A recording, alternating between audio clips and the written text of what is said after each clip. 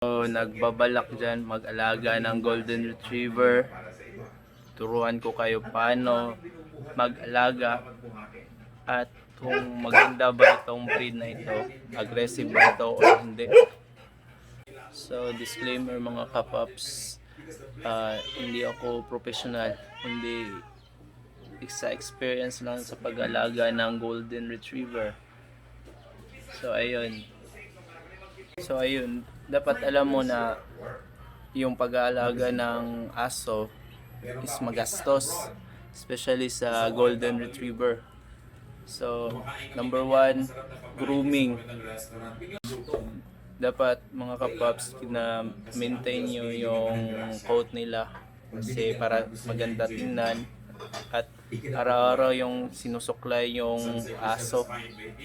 Tapos ano pa, sa mga vitamins, kagaya ng tao din mga kapaps, need din ng vitamins yung aso kasi madaling magkasakit yung mga aso at mas magastos.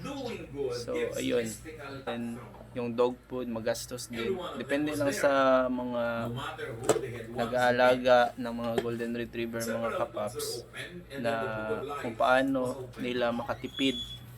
Sa akin is pure dog food na Aussie, and then ang behavior din nila is maganda kasi ang pamilya, makulit, malambing, ano pa, need talaga ilaro yung Golden Retriever, ilabas, i-walk. Ayun, aggressive ba yung Golden Retriever? Para sa akin, nakadepende yon sa pag-alaga ng mga owner nila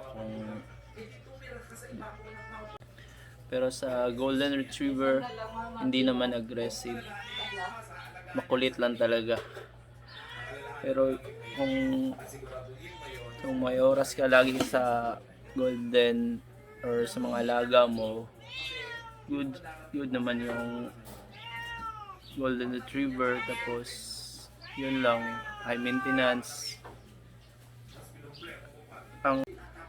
Para sa akin sa mga kapaps, bakit may mga Golden Retriever na aggressive? Kasi siguro hindi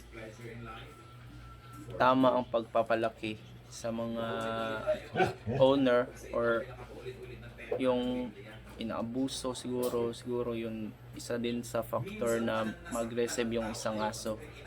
So, pangalawa, kung